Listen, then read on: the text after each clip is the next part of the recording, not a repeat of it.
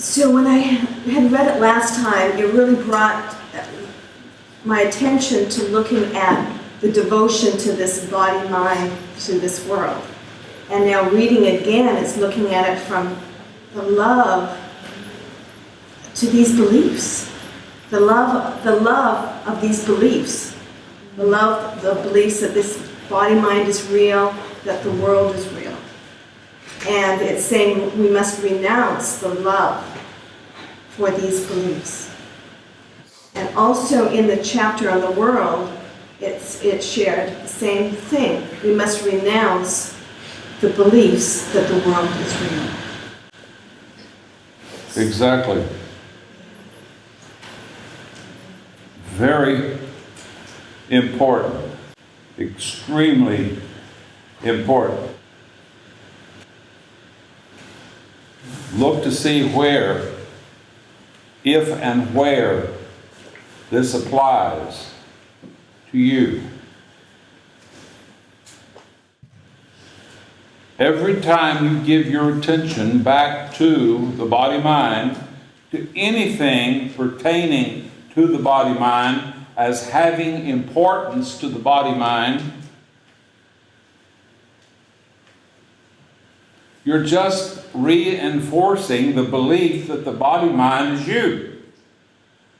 And as you continue to reinforce this notion, which is a false notion, that the body-mind is you, you're just digging deeper into the ignorance, going deeper into the ignorance, prolonging the actual final liberation from the body.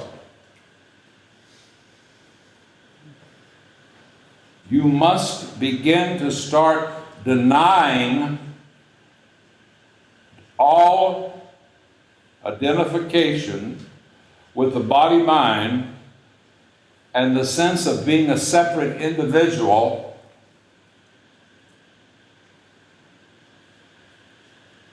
You must be in this quality of denial at all times. And be aware. We talked about this last night. And be aware in your language, your words. Yes, we have to use language that is created in duality and pertains to duality and pertains to people in communicating and relating with people. People who predominantly believe that they are their body, mind, and who are holding that concept and projecting that notion onto you, that you are your body, mind. And so when you're in the presence of people who are steeped in this consciousness, in this false notion, identified with their body and identifying you with being your body, they're sending off rays of energy, if you will, vibrational rates of energy, if you will, that is drawing you into where they are. And you can feel it. As you continue in your sadhana, you can feel and know that that's taking place when it's taking place. Can't you? Yeah. And you have to be alert to that and not just, oh, well, I'll just go along with it because I know that's where they are.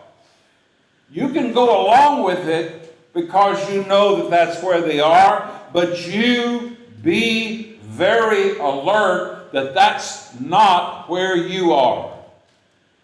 And that is really not the truth of where they are. One of the 10 commandments of Moses is, thou shalt not bear false witness against thy neighbor. Are you familiar with it? Thou shalt not bear false witness against thy neighbor. If you're holding your neighbor, your friend, or anyone in the false notion that they are their body mind, what are you doing? If you're relating with them as though they are actually a separate entity, apart from you and different from you, then you are breaking two of the grand commandments. Thou shalt have no other God before me. Who is God?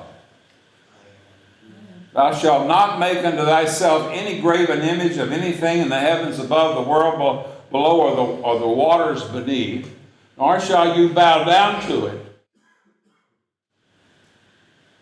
If you are giving precedence to the world as having primal reality, if you believe that the world has predominant primary reality, it is the basis of existence. If you believe that the world is the basis of existence, then you're putting yourself at the effect of the world and saying and stating and acting as though the world has control over you. That in itself is a violation of the first commandment of Moses. Do we get this? And then that 10th commandment, thou shalt not bear false witness against thy neighbor, is you shall not do the same thing towards someone else. Do we get it? And this very point that Rhonda has brought up really is dealing with that. You must recognize that you cannot love God and mammon. That's in the Bible as well. You cannot love God and mammon. You will hate one and love the other, or be attracted to one and defile the other. You with it? Now God, the one name for God mentioned again by Moses right near the commandments in Exodus 3:14 in the Bible. What is the name of God? I am is my name. That's the 15th verse. And shall be my name for all generations, meaning forever. The name of God is I am. This is not just philosophy. This is the direct teaching of truth. I am is the name of God. I am is what you feel. I am is the consciousness that you are.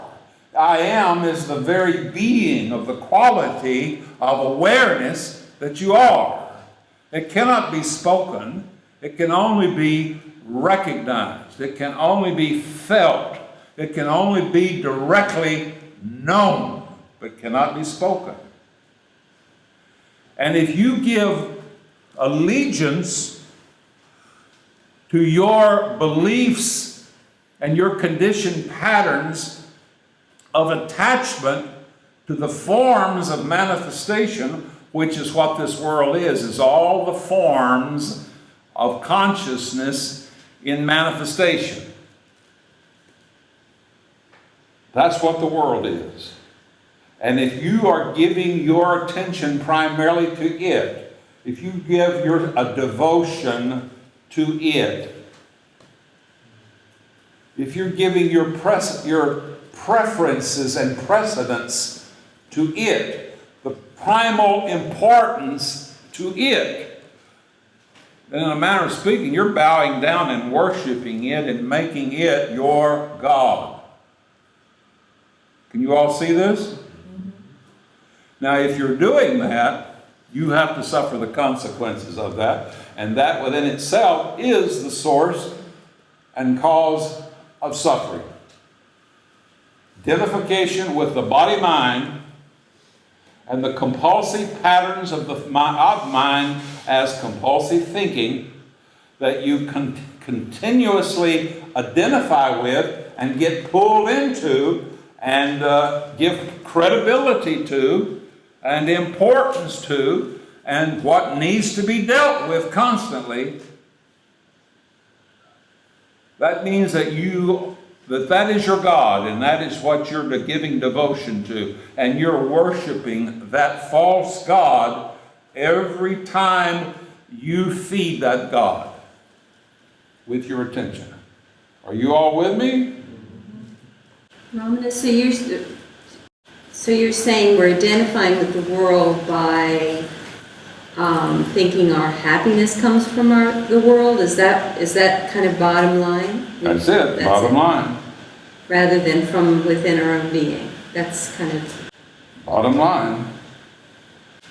Hear ye, O Israel, the Lord thy God is one. One. One reality, one Lord, one God, one existence. What is the name of this existence? What is the name of this Lord? What is the name of this God? What shall I tell men? Who shall I tell men you are? Moses was asking this higher revelation that was occurring in him. As the account goes historically, he was on Mount Sinai. And so here he is in meditation, asking the question, why me, Lord? Who am I? And it all dawned on him. I am the Lord, my God, my own consciousness. This consciousness that is me, this consciousness that I've been believing to be a separate individual, apart from and the whole and different from everyone else, is existence itself, is the one consciousness, is the one and only reality, the one awareness. Can you all relate? Are we here? Well, this is your realization.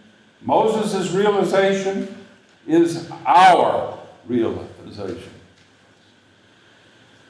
Are we all here? Can we tune into this for yourself? It's your experience as well. It's not a unique experience just for Jesus or just for Moses or just for Bhagavan or just for Ramana. It's not a unique experience. It's an all-inclusive experience when you awaken to the true nature of the being that you are, which is no different than the true nature of the being of Moses, of Buddha, of the Christ, of Bhagavan, or of any conscious being. Because there are no other conscious beings in consciousness as consciousness. It is only Gnana. See? Just Nana. Just enlightenment. Just pure being. Just pure knowledge. Not I am aware as pure being. It is the dissolving of the sense of being an I. There is no I to realize. Realization is when the I itself has dissolved into the source of consciousness itself. And what is remaining is just the awareness that you are without a sense of I, without a sense of other, without a sense of difference. There is no difference. From the ocean's point of view, there is no difference between the ocean and the waves. The waves are only the ocean expressing apparent individuality. God dwells in us as us. God is playing all of the roles. And that means the role of the neighbor next door that we don't like. You get it? Or the neighbor next door that we love and we appreciate. It doesn't make any difference.